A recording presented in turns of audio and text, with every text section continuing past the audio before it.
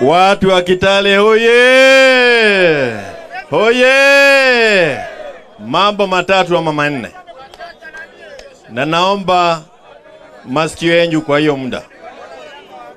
Jambo la kwanza ni kwamba tulipiga kula mwaka uliopita. Kuna wale ambao walipigia Azimio, kuna wale ambao walipigia wale wengine. Wale ambao walipigia wao wengine walikuwa wanatafuta serikali ambayo itawasaidia. Hawakuipigia kampuni ambayo tunasikia sasa ni ya William na hawakuwa wakitafuta serikali ya aina hiyo ama kampuni ya aina hiyo. La pili ni hili. Tumekuwa mikutano mingi kama vile wengine wamesema. Huu mkutano tunao leo ni mkutano karibu wa 13-14. Kati ya hizo mikutano moja tulikuwa naye kule Githurai. Na kule Githurai mambo ya Mount Kenya, wao pia walisema ya kwamba zile shida ambazo tuko nayo hapa Kitale ya jaa, wale pia kule wako nayo. Na wanamtegemea baba kuwatoa kwa ile janga la jaa. Hello?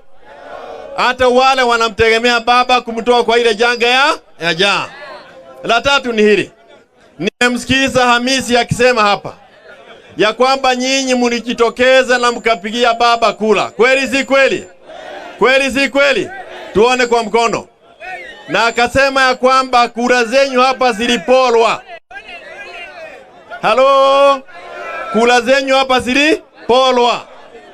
Vile vile na baba amesema kula ambayo baba alipigiwa na Wakenya wote na sasa tunajua ni kula milioni 8.1 ama laki moja. 8.1 million votes. Halo? Huyu mwingine na kampuni yao walipigiwa kula milioni 5.9. Milioni 5,900,000. Halo? Tunaelewana? Sikiza sasa usikie mambo.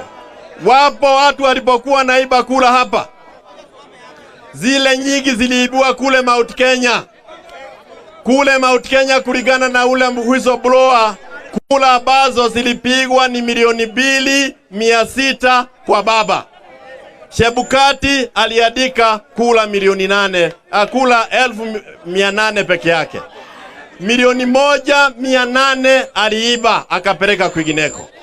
Kwa hivyo hata kule Mount Kenya kuna watu ambao wako hapa na wako na sisi, wako tayari kuikoboa Kenya. Hawataki pia kuwa katika shida ambayo Wakenya wako.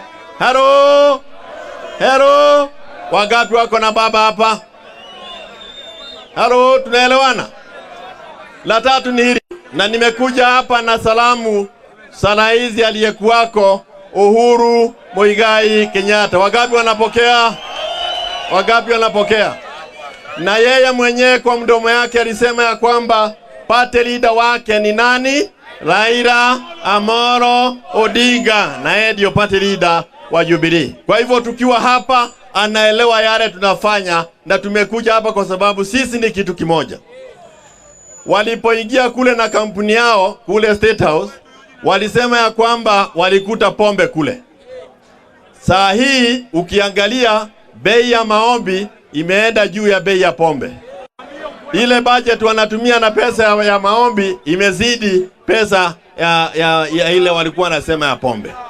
Kwa hivyo mimi nataka kuwaomba tuelewane ya kwamba hii janga la jaa la watoto kutoenda shule, watu kutokuwa na uwezo wa kwenda kwa hospitali ambazo ziko na madawa, askari waliambiwa wataongezwa pesa, mpaka wa leo hawajaongezwa.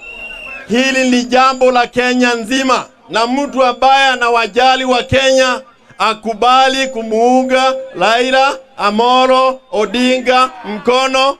Zile siku 10 tunahesabu, tuhakikishe ya kwamba tumeenda pamoja. Halo? Wangapi wanakubaliana tuende pamoja? Na sio jambo la mchezo. Siku 10 ikifika tumsikize baba, sisi tuko pale na tutaenda kuhakikisha kwamba ushindi wa Azimio tumeunyakua. Asante sana. Mama aseme kidogo mwana Jubilee.